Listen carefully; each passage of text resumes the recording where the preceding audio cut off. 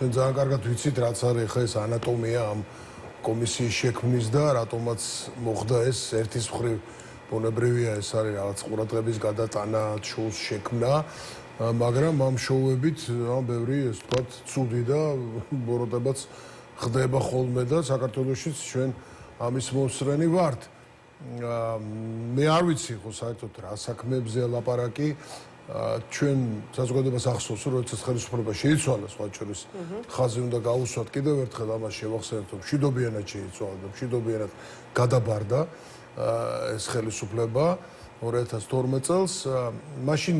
იყო ასეთი მოწოდებები რომ აი შეიტანეთ ეს პროკურატურაში საქმეები, რიგების დაყენებაზეც იყო გაფრთხილებები და მუქარები და უამრავი საქმე გამომიწვია, ბერდია იყო ამ დეპარტამენტის ერთ-ერთი გამომძიებელი. მე არ ვიცი ხო, მაშინ მას უკეთ ცოდნია ეს ამბავი და ბევრი საქმე გამოიძიეს, რაღაც სადღაც როგორც ჩათვალეს, რაღაცები გადაწყდა, რაღაც ვერ გადაწყდა, მაგრამ ხანდაზმულობა არის საკმაოდ დიდი. და ეხლა ამ ყველაფრის შემოbrunება ეს არის მხოლოდ და მხოლოდ როგორც ვთქვი, ინსტრუმენტი რაღაცნაირად ახალი შურისძიების მცდელობის განადგურების ოპოზიციის და ამას არც მალავენ და ეს არის სწორედ ის ტრაგიკული ამბავი რაც ქართულ პოლიტიკაში არის ხო არა ოპონირება არა რაღაც დამოკიდებულება ოპონენტის მიმართ მოდით ასე ვთქვათ ჩანსახსაც არ დავარქვევ მაგრამ რაღაცა ტიპის სამართლიანი მაინც რაღაცა ღირსეული მაინც არამედ მტრობა და სურვილი იმისა, რომ აუცილებლად ვიღაც უნდა განადგურდეს და დავრჩეს. ნუ ეს ადამიანები, ვინც ამ გადაწყვეტილებას იღებენ, ძალიან ცუდ პრეცედენტებს ქმნიან. შეიძლება სხვა ხელისუფლებებში ცუდი პრეცედენტები შეიქმნა და ყველას მოხვდა მერე ეს როგორც ბუმერანგი. ამიტომ, როდესაც რაღაცას აკეთებ და გადაწყვეტილებას იღებ, უნდა გესმოდეს, რომ ერთი არც მუდმივი არაფერი და მეორე შეიძლება ძალიან ცუდად დაგიბრუნდეს შენი მძიმე გადაწყვეტილება. ეხლა ამ ფაზაში ვართ, ეს ხალხი როგორც ჩათვალეს რომ მათ უკან დასახევი გზა არ აქვს, უნდა გააკეთონ ყველაფერი და ამის ნაწილია ეს რაღაც სცენარები ამ შემთხვევაში რაც შეეხო თქვათ ეხლა ბადრი და მამუკას ლელოს ლიდერებს, ძლიერი საქართველოს კოალიციის ახლა ეს რაღაცა ბიზნეს დავაა მე როგორც ვიცი, ახლა მე ზუსტად არ ვიცი დეტალები ამ საქმის, მაგრამ ახლა მათი დაკავშირება ამ რაღაცა წინა ხელისუფლების საქმეებთან ძალიან ხელოვნურია ეს ამბავი, ისე როგორც სხვა ნებისმიერი საქმე რაც არ უნდა დაიდოს, იქნება ხელოვნურად ამოღებული და შექმნილი მხოლოდ და მხოლოდ იმისთვის, რომ ან ვინმე პერსონალურად დაისაჯოს, ან უბრალოდ იყოს რაღაცა შოუ. თან გვესმის, რომ ისეთი მახვილი დაკიდეს ახლა ხო, აი რაღაცა არ მიხვალ, ანუ მიხვალ, იტყვიან რომ ლეგიტიმაცია არ მიხვალ, პასუხისგებლობა, ხო? ნუ ეხუმრებითო, ისევე როგორც ყველა მიმართულებით, ხო, აი ეს ნუ ეხუმრებით და ეს სერიოზულობა, რომ სიძლიერის დემონსტრირება, ეს არის დღეს თავი ინსტრუმენტი, მაგრამ ეს ინსტრუმენტია ყოველთვის ყველა არადემოკრატიული ხელისუფლების და არ ვიცი, რატო უნდათ რომ მაინდა-მაინც ასეთები იყვნენ, ძალიან ძნელია. მე მგონი რომ პირიქით უნდა ფიქრობდეს ყველა ხელისუფლება რომ რაღაცა მომავალი არსებობს, მათთვისაც მომავალში იყოს პოლიტიკური ასპარეზი თუ უნდა და როგორ წარმოუდგენიათ, რომ საქართველოს მუდმივად ამ ციკლში უნდა იყოს. ანუ შემდეგი ხელისუფლება ბოდიში უნდა მოვიდეს, მე იმან დაიწყოს ისევ შექმნას კომისიები, დაიბაროს ეს ხალხი და წარმოიდგინეთ თქვენ ეს რა სადამდე მივა ეს ყველაფერი. ხო ამას ოდესღაც ხო უნდა დაესვას წერტილი. ჩვენ ვიფიქრეთ, რომ მე რატო ვახსენებ მშვიდობიანი გადაბარება, რომ მშვიდობიანი ტრანზიცია რაღაცა ის ქმნის შემდეგ ახალ სტარტს და მშვიდობიანს და დემოკრატიულს და ქვეყანას აძლევს განვითარების საშუალებას და მუდმივი შიგნით ქიშპი და ერთმანეთის რაღაცა განადგურების ცდელობა ქვეყანას ვერაზოს წინ ვერ წაიყვანს, მით უმეტეს პატარა ქვეყანას მოგრძალებული შესაძლებლობებით მძიმე ერთის მხრივ ძალიან მომგებიანი გეოპოლიტიკური და გეოგრაფიული და გეოსტრატეგიული ლოკაციით, მეორე მხრივ ეს ართულებს კიდეც, იმიტომ რომ პატარა ხარ და ამდენი დიდი ქვეყნის ინტერესი შენთან იკვეთება და აქ პირიქით შენ უნდა იდგე ფეხზე, შენ უნდა იყო ძლიერი, შენ უნდა გქონდეს რაღაცა უსაფრთხოების გარანტიები და ხა შიგნით თუ ერთმანეთს დაძდებ და მუდმივად განადგურებაზე გწელობა, როგორ უნდა დადგე ფეხზე და როგორ უნდა წახვიდე წინ. ამიტომ ეს ხალხი როგორც ჩანს ამაზე არ ფიქრობს, აი ეს მოკლევადიანი ამოცანა რომ ხელისუფლება იყოს შენარჩუნებული და მე როგორ გითხრათ, ეხლა არ მიყვარს რაღაცა ვინმეს ფრუსტრირება გამოვიწვიო ვინმე შენ სხვა, მაგრამ რაღაცა კარგს რო არაფერს ველოდებით ამ ნაბიჯებით, რასაც ყოველდღიურად ხედავთ, ეს არის. თუ ვისაუბრებთ სხვა თემებზეც, ეკონომიკაზე, სხვაზე, არ ვიცი. აუცილებლად, ძალიან ბევრი აი ამ პოლიტიკით ჩვენ ხო ხშირად ვართ და სხვა შორის აქცენტი კეთდება, რაც ვნახე ქართული ოცნების ლიდერების განცხადებები, არათუ აქცენტი პირდაპირ ღია ტექსტით მოწოდება კეთდება ახალგაზრდების მიმართ, რომ ახალგაზრდები დაინტერესდნენ სწორედ აი ამ დროებით საგამოძიებო კომისიის ხდომებით, რათა გქონდეთ ინფორმაცია იმ ადამიანების შესახებ, ვინც მაშინ იყო ხელისუფლებაში და დღეს ოპოზიციაში, ანუ არის თუ არა ეს უკვე გარკვეული, ასე ვთქვათ, პროპაგანდისტული იარაღი პოლიტიკური ოპონენტების წინააღმდეგ. და ეხლა მთელი ჩემი საუბარი რაც იყო ეს ასე, ხო და რას უპირისპირებს ამას ოპოზიცია, ხო? მართლაც და მტყუანს როგორ გაარკვევ ახლა, როდესაც რაღაც შეიძლება საერთოდ რაღაც აბსურდი იყოს, კარგად ჩამოყალიბებული და მოტანილი ისე რომ რაღაც სიმართლე არის ამაში. ახლა მაგალითად ახლა ომის საკითხებზე თუ არის რაღაც კითხვები კიდევ დარჩენილი, არ ვიცი, იმიტომ რამდენი წელი გავიდა და მუდმივად იყო ეს თემა და თქვა თუ რამე იყო ამოსაღები, თუ რამე იყო სანახავი, ნახეს სხვა შორის იმ პერიოდშიც გადაიცემოდა ღია ეთერით იმ მაშინდელი საგამოძიებო კომისიის სხდომები და ყველას ჰქონდა საშუალება მოესმინა ვინ რა პასუხებს სცემდა, ვის რა პოზიცია ჰქონდა და ეს ყველაფერი დღეს არქივშიც არსებობს. ასე რომ მე უბრალოდ კიდევ ერთხელ მინდა ვთქვა, რომ ეს სამწუხაროა ყველაფერი ამას, რასაც ვხედავთ და არაფრის კარგის მომტანი ეს არ არის, გარდა იმისა, რომ დემოკრატიული კონსოლიდაციის მაგივრად პირიქით ამის საპირისპირო პროცესს კი ბატონო, სალომე ზურაბიშვილის ვიზიტს მინდა შევეხო ბალტიისპირეთის ქვეყნებში, როგორც მოვისმინეთ, ისე პოლიტიკოსების განცხადებებიდან, ვინც აი ამ საკოორდინაციო შეხვედრებში მონაწილეობს, მთავარი გზავნილი იქნება, არ ვიცი,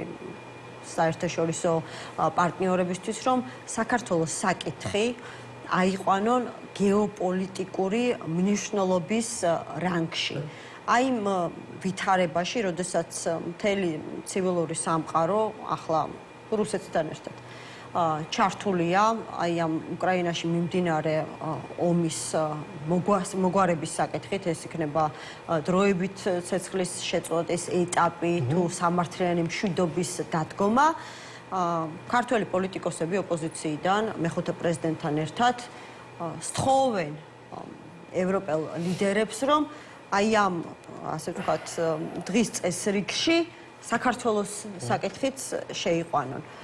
არ ვიცი, რა მოლოდინი გაქვთ თქვენ ადამიანს თქვენი დიპლომატიური გამოცდილებით, აი შეიძლება რომ გაითვალისწინოს ახლა ევროკავშირმა საქართველოს პოლიტიკოსების თხოვნა? მე ვფიქრობ, რომ და ჩვენ ეს ბოლო პერიოდიც გვაჩვენებს მას შემდეგ, რაც საქართველოში დაიწყო ეს მწვავე პოლიტიკური კრიზისი და რამდენი ადამიანი გამოდიოდა ქუჩაში და გამოდის კვლავ ეს ზამთარმა გადაიარა და მაინც ეს მუხტი შენარჩუნებული არის საპროტესტო ახალ არჩევნებზე, ახალი არჩევნების მოთხოვნა, როგორც განმუხტვის და რაღაც ახალი დასაწყისის შესაძლებლობა და პირველ რიგში ბუნებრივია იმ ხალხის განთავისუფლება, ვინც დღეს საპატიმროშია სწორედ პოლიტიკურად მოტივირებული საქმეებით და ჩვენ ხედავთ, რომ ამ მიმართულებით, სამწუხაროდ, ისეთი ამბავი ხდება ახლა ესე იგი იმ ხალხს ადანაშაულებენ პირიქით, ვინც დაზარალდა და არც ერთი შემთხვევა არ არის, რომ ვინმე ან მოძალადე ხელისუფლების მხრიდან ან ის ადამიანი, ვინც მართლა დააშავა, გადაცნობა ჰქონდა კი არა, დანაშაული, რასაც ეკრანზე უყურებით, რა ვიცი, ადამიანების დასახიჩრების და ამის მკვლელობის ცდელობები და ასე პირდაპირ ეთერში უყურეთ ამას და აგერ ახლა დღეს კიდე ციხეში მყოფი კაცი დააჯარიმეს, ხო და ჯარიმებზე საერთოდ რა ხდება. ამიტომ ხელისუფლება, როდესაც არ ცვლის პოლიტიკას დიპლომატიაში, საერთაშორისო ურთიერთობებში, რაღაც სხვა მექანიზმი არ არის, ხო? გარდა იმისა, რომ შენ ან წყვეთ საერთოდ ურთიერთობას, აფუჭებ ურთიერთობას იმ ქვეყანასთან, რომელიც არ ღვევს ამ პრინციპებს ურთიერთობის და სანქცირება და ასე შემდეგ, ხო? ეხლა ჩვენ ვნახეთ, რომ ევროკავშირმა საქართველოს მიმართ ინტერესი არ დაკარგა. პირიქით, ყველა რეზოლუცია, რაც არის, მოწოდებები საქართველოს ძალიან ბევრგან არის, ძალიან აქტიურად არის მხარდაჭერა ჩვენი ხალხის ევროინტეგრაციის სურვილის და დასავლური ინტეგრაციის უпроцент მოდი ასე ვთქვათ რუსეთისგან დაცვის, რომ ჩვენ არ ვიყოთ რუსეთის გავლენის სფეროში მცხოვრები საზოგადოება კიდევ ბევრი ათეული წლის განმავლობაში. და დღესაც ეს სურვილები არსებობს და მაგრამ არის ბევრი ისეთი პრიორიტეტი, რომელიც შეიძლება ამ მომენტში საქართველოსადმი ინტერესს შედარებით ანელებს, მაგალითად უკრაინის საკითხი, ხო ხა ეს სურვილი შესაძლებელია ამ ვითარებაში, ანუ ობიექტური გარემოებების გამო დარჩეს უბრალოდ სურვილად არ დარჩეს, მაგრამ რაღაც გარკვეულწილად ყურადღება მეტი იყოს სხვა საკითხებზე. ხა სულად ბუნებრივად არის, რომ დღეს ნომერ პირველი საკითხი არის გეოპოლიტიკური საფრთხების თვალსაზრისით უკრაინა, ხო? იმიტომ რომ ცხელი ომია და ამერიკა-რუსეთის მოლაპარაკება, ასე ვთქვათ, უკრაინის მოლაპარაკებები და რაღაცნაირად აქ თითქოს გარღვევის ძალიან მნიშვნელოვანი საფუძვლები არსებობს, იმიტომ რომ ამერიკის პრეზიდენტი მონდომებულია, ახლა იქ ვიღაცას რაღაც მოწონს, არ მოწონს კონტროვერსიული გადაწყვეტილებები ამა თუ იმ მიმართულებით, მაგრამ ამ კუთხით და მეც მიმაჩნია, რომ ხა რუსეთთან მიმართებაში რაღაც აქ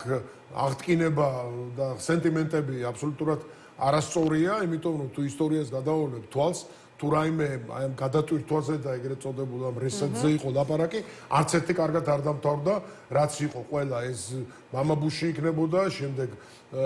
შვილი ბუში, კლინტონი თუ ობამა თუ სხვა, ყოველთვის ამ გადატვირთვებს მოყვა მაინც რუსეთის მხრიდან მოძლიერება, მერე აგრესია სხვა ქვეყნებში, ეს იყო ჩეჩნეთი თუ საქართველო თუ უკრაინა თუ ასე შემდეგ. ამიტომ აქ ბევრი თემაა, მე სწორედ ეს არის ამოცანა ეხლა ზურაბიშვილისაც და ჩვენი ყველასი, ვინც ჩართული ვართ ამ პროცესში, განსაკუთრებით გარეთ მუშაობაზეა საუბარი, რომ საქართველოს არ დარჩეს ამ ყურადღების მიღმა. ეს იქნება ამერიკის შეერთებული შტატებიც, ბუნებრივია, იმიტომ რომ იქ სადაც იქნება მოლაპარაკება შავი ზღვის უსაფრთხოებაზე მაგალითად, იქნება მოლაპარაკება კავკასიის რეგიონზე, შუა კორიდორზე და ასე შემდეგ, როგორც შეიძლება საქართველოს არ იყოს. და ჩვენი გვინდა სწორედ რომ საქართველოს ინტერესები დაიცვან ამერიკელებმა. იგივე მეგობარი აქტზე როცა საუბარი, მეგობარი აქტი ხო არ არის მხოლოდ სადამსჯელო ნაწილი, როგორც გვინდა უნდათ რომ დახატონ. პირიქით, ეს არის დახმარების, მხარდაჭერის, სტრატეგიული თანამშრომლობის აღდგენის უფრო მაღალ რანგში. ეს ნაწილი, მაგრამ შენ თუ არ გინდა ეს და ავტოკრატია გინდა ქვეყანაში და ყველაფერი ხელში კონდეს, ოპონენტები ციხეში ყავდეს, გამოწყდეული და ერთპარტიული პარლამენტი კონდეს, რა თქმა უნდა, მაშინ ეს გადაიქცევა მაშინ პირიქით. ხო, ბატონო გიგი, ზუსტად ამას გეკითხებით, ანუ გავიგე რომ სურვილი არის, გეგმაც არის ხო, თქვენ რაც გკითხეთ, რომ ეს ვიზიტები რას მოემსახურება, ხო? არსებობს რისკები, რომ ვერ ობიექტური გარემოებების გამო ვერ ჩაჯდეს საქართველოს ჩამოვედი ბრიუსელიდან. მნიშვნელოვანი იყო, იმიტომ რომ ევროპის სახალხო პარტიის პოლიტიკური ასამბლეა იყო, ნუ აქ როგორც იცით, ხო, ევროპის სახალხო პარტია ყველაზე დიდი პარტია, ყველაზე მეტი ევროკომისიის თავმჯდომარე ყავს, ხელმძღვანელი, ევროკომისიონერი, თავმჯდომარეც და პრემიერ-მინისტრები და ბევრი ადამიანი იყო, ბევრი შეხვედრა მქონდა. და რაც ყველაზე მნიშვნელოვანი იყო, აქ ერთი არის კონგრესისთვის მზადება იყო და იქ საქართველოს რეზოლუცია უნდა იყოს, ბუნებრივია და ჩვენ ვართ ჩართული ამ პროცესში, მაგრამ მეორე იყო ძალიან მნიშვნელოვანი დოკუმენტი, ეს არის ევროპის ამ ახალი უსაფრთხოების ხედვა, ეგრეთ წოდებული white paper, რომელიც წარმოადგენს ამ შემთხვევაში აი კუბილიუს, რომელიც შერაცხულია ტრად და გლობალური ომის პარტიის წარმომადგენლად, კუბილიუსი უდგას დღეს სათავეში როგორც ევროკომისიის ხელმძღვანელი ამ მიმართულების თავდაცვის და უსაფრთხოების საკითხებში და ეს არის ძალიან სერიოზული დოკუმენტი. ეს არის დოკუმენტი და შეთანხმება პრინციპში ევროპის ახალი მიდგომების შეიარაღების თვალსაზრისით, გაძლიერების თვალსაზრისით და უსაფრთხოების გაცილებით მაღალ დონეზე ასაყვანად, სადაც გათვალისწინებულია ბუნებრივია გაცილებით მეტი ხარჯები, ინდუსტრიის მხარდაჭერა, პარტნიორობა, უსაფრთხოება, მოკლედ ჰიბრიდული და უკრაინაზე არის ძალიან დიდი ნაწილი აქ და შესაბამისად ზოგადად იმ საფრთხეებზე, რაც დღეს ევროპას აქვს და ამ ხრივ ჩვენი ასე ვთქვათ საშუალებები კიდევ უფრო მეტი ხდება, იმიტომ რომ ევროპა თუ ძლიერდება უსაფრთხოების თვალსაზრისით, ეს არის სწორედ ჩვენი ამოცანა, რომ ეს შანსი გამოვიყენოთ და ნუ ჩემი ამოცანაც და ყველას ჩვენი არის, რომ აქ ჩავერთოთ ჩვენ აქტიურად და მეც მქონდა გამოსვლა და როგორ შეიძლება უბრალოდ ამაზე ვლაპარაკობდი, რომ იხილებოდეს ევროპის უსაფრთხოება, საქართველოს აუცილებლად უნდა იყოს და თუ ვინმეს აქვს რაიმე ეგზისტენციალური საფრთხე აქვს საქართველოს, უკრაინის შემდეგ და აქვს მოლდოვას. ამიტომ ვამბობ მე, რომ ეს ვიზიტებიც და ეს აქტივობაც სწორედ იმისთვის არის, რომ პირველ რიგში საქართველოს იყოს ამ რაღაცა უსაფრთხოების და თანამშრომლობის სივრცეში ინტეგრირებული. და მეორე ბუნებრივია ჩვენ გვჭირდება მხარდაჭერა იმისთვის, რომ ადგილზე პოლიტიკური კრიზისის გამოხდისთვის ეს ბერკეტები ჩვენმა ევროპელმა პარტნიორებმა კიდევ უფრო აქტიურად გამოიყენონ. კი ბატონო, თუმცა იმისათვის რომ საერთაშორისო საზოგადოების მეტი ყურადღება მიიქციოს ჩვენმა ქვეყანამ, აი ასეთი ვიზიტების, კომუნიკაციის გარდა არსებობს შიდა პოლიტიკური პროცესიც, ხო? 31 მარტი, აი რაღაცა თავიდან სხვაგვარად მოხდა ამ თარიღის წარმოჩენა და განსაკუთრებულობის შეძენა, რაც უფრო ახლოვდება ეს თარიღი, თითქოს მოლოდინებიც იცვლება. ოპოზიციის ნაწილი ამბობს, რომ არ შეიძლება რაღაცა გადაჭარბებული მოლოდინების შექმნა და კონკრეტულ თარიღს მიაბა თითქოს რაღაც კონკრეტული შედეგი და მოლოდინები. მეორე ნაწილი ამბობს, რომ ეს იქნება დიახ, სწორედ ახალი პოლიტიკური პროცესის ათვლის წერტილი, იმიტომ რომ ოპოზიცია რაღაცა ერთიან ხედვას, ერთიან სტრატეგიას წარმოაჩენს ვიდის კომუნიკაცია და координация სამუშაო ჯგუფებთან, რომლებიც ამდენი ხნის განმავლობაში აორგანიზებდნენ საპროტესტო პროცესს. აი, არ ვიცი, თქვენ რომელ ჯგუფში ხართ ჩართულები, იმიტომ რომ როგორც მოვისმინე, არის ორი ჯგუფი. ერთი არის ორგანიზატორების ჯგუფი, მეორე არის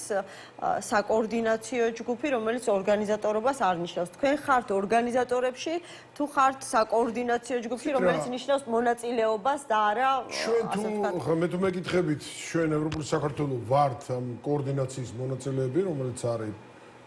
პრეზიდენტ ზურაბიშვილთან, რომლებრივია ჩვენ კოალიციურ პარტნიორებთან ერთად და ყველა იმ ოპოზიციურ ჯგუფთან ერთად, ვინც მონაწილეობს ამ საუბრებში, აქ არ არის ორგანიზატორობაზე ლაპარაკი, ხო პოლიტიკურ ნაწილში ის რასაც პარტიები აკეთებენ, ბუნებრივია ჩვენც ვართ. მაგრამ მე მინდა დაუბრუნდა იმ საკითხს, რაღაცა თარიღები და სხვა. თარიღი თავისთავად არის მნიშვნელოვანი თარიღი ჩვენი ქვეყნისთვის 31 მარტი, მაგრამ რა თქმა უნდა ახლა საუბარი იმაზე, რომ ამ დღეს რაღაცა ყველაფერი წყდება, ეს რა თქმა უნდა ასე არ არის. უბრალოდ ამ დღეს იქნება რა გარკვეული რაც ვიცით, თქვათ რომ იქნება მიმართვა, იქნება რაღაცების ანუ პოლიტიკური მიმართვები გაჩნდება აი ამ საპროტესტო პროცესში, რაც არ იყო, ხო? ჩემი მოლოდინი ასეთია, უბრალოდ უპასუხებს იმ კითხვას, რამდენად აქტიურია თავარ საკითხებში ერთიანობა ოპოზიციას შორის, ძირითად მოთამაშეებს შორის და აქ პრინციპში უნდა ვთქვათ, რომ კარიც ღია არის გარკვეული პლატფორმისთვის, რაც კიდევ უფრო გაძლიერდება იმისთვის, რომ მეტი მონაწილე იყოს როგორც საზოგადოებრივი ჯგუფები, ვინც დღეს პროტესტის აქტიური მონაწილეა და მართლა ეხლა როგორ გითხრათ, არ არის პათეტიკა ეს, რომ გმირობა, მართლა სამოქალაქო გმირობაა, როცა იცავ დემოკრატიულ პრინციპს და ამისთვის ამდენი ხანი რაღაცა ყველანაირ რესურსებს რო გაუძლო ამას პირველ რიგში ადამიანურს აი თქვა ოჯახური ტრაგედიებია პატიმრები არიან და ასე შემდეგ ხო კიდევ რა შეკითხვებს გასცემს პასუხს ეს არ მინდა მე მგონი რომ წინასწარ მე მაინც ასე ვხედავ რაც თქვენ თქვით ეს სწორია რომ აი რა იქნება ის ახალი ეტაპი უფრო აქტიური პოლიტიკური ჩართულობის იმ პროცესში რაც დღეს გვაქვს და მე ვფიქრობ რომ ამ თვალსაზრისით ის კითხვები და გარკვეული უკმაყოფილებაც რომ პოლიტიკური ნაწილი, პოლიტიკური კომპონენტი თუ შემადგენელი თუ რაც გინდა დაარქვით, რაღაცნაირად უფრო კარგად უნდა და ეფექტურად უნდა მუშაობდეს, აი ამის დაგეგმვა და ამაზე მუშაობა დაიწყება უფრო აქტიურად, როგორც ქვეყნის შიგნით, ასევე ქვეყნის გარეთ. თუნდაც ახლა ჩვენ ანუ ოპოზიცია გააქტიურდება როგორც ქვეყნის გარეთ, ასევე ქვეყნის შიგნით პოლიტიკურ საპროტესტო პროცესში. წინა პერიოდში ხوارაზოს არ ყოფილა მაგალითად, რომ ოპოზიციურ პარტიებთან ერთად და პრეზიდენტ ზურაბიშვილთან ერთად რაღაცა საერთაშორისო ვიზიტები იყოს, იმიტომ რომ დღეს უყურეთ რა არის ჩვენ ბევრი ჩვენთაგანი დადის აქვს საერთაშორისო შეხვედრები ძალიან მაღალ დონეზეც, მაგრამ მერწმუნეთ როდესაც მე მაგალითად ერთი პარტიის სახელით ან თუ კოალიციის სახელით ვლაპარაკობ სადღაც ამ თემაზე არის სხვა და გაცილებით უფრო ეფექტურია, როცა დიდი ოპოზიციური პლატფორმის სახელით ხდება ამ ვიზიტის ფარგლებში ვინ მიახლავს ახლა სალომეჯერაშვილს ოპოზიციიდან? ეხლა პირველი არის, ჩვენ თქვით რომ სწორედ აი 31-ის შემდეგ უკვე რაღაც ამ ახალი უფრო გააქტიურებული, გაძლიერებული პლატფორმის შემდეგ დაიგეგმება რამდენიმე ესეთი მნიშვნელოვანი ჯერ მაინც გააცნობთ ამ ახალ პოლიტიკურ პლატფორმას საზოგადოებას სწორედ 31 მარტის აქციაზე. კიდევ ერთხელ ვთქვათ, რომ ნუ დავარქმევთ რაღაცა სახელს, ეს კიდევ ერთხელ იქნება მექანიზმი იმისთვის, რომ ოპოზიციურმა პარტიებმა საზოგადოებრივ ჯგუფებთან ერთად გაცილებით უფრო აქტიურად წარმართონ, შეიძლება რაღაც ახლებურადაც წარმართონ ეს პროცესი, ხო? რომ ეს იყოს უფრო ეფექტური. ორივე მიმართულებით. ამიტომ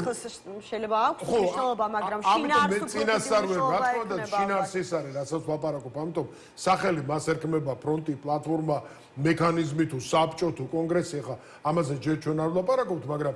შინაარსი იქნება ის, რომ მეტი ურთიერთგაგება, მეტი თანამშრომლობა,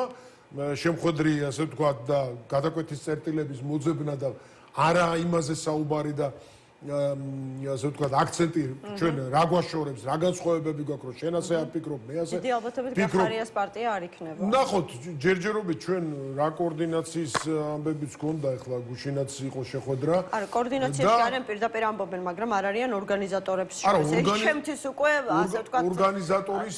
რისი ორგანიზატორის? აი ამ თუნდაც შეიძლება არ იყოს მარტის აქციის. შეიძლება არ იყოს ორგანიზატორი, მაგრამ იყოს პროცესის ნაწილი. ეს არის მნიშვნელოვანი. აქ ორგანიზაცია შეიძლება ჩვენც არ ვიყოთ რაღაც ორგანიზატორები და საზოგადოებრივი ჯგუფები. ორგანიზატორობა გარკვეულ პასუხისმგებლობასაც სცენს და ამიტომ ესეც დააზუსტეს, რომ არ არიან პასუხისმგებელი თვითონ აი ამ ეს მათი გადასაწყვეტია, მაგრამ მინდა ვთქვა, რომ